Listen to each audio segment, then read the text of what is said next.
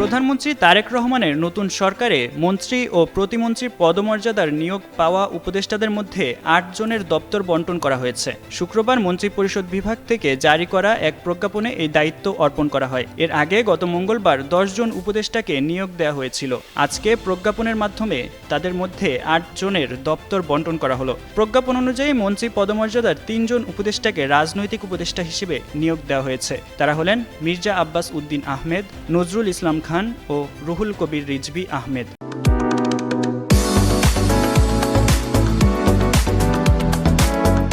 এছাড়া একই পদমর্যাদায় মোহাম্মদ ইসমাইল জবিউল্লাহকে জনপ্রশাসন মন্ত্রণালয় এবং রাশেদ আল মাহমুদ তিতুমিরকে অর্থ মন্ত্রণালয়ের দায়িত্ব প্রদান করা হয়েছে।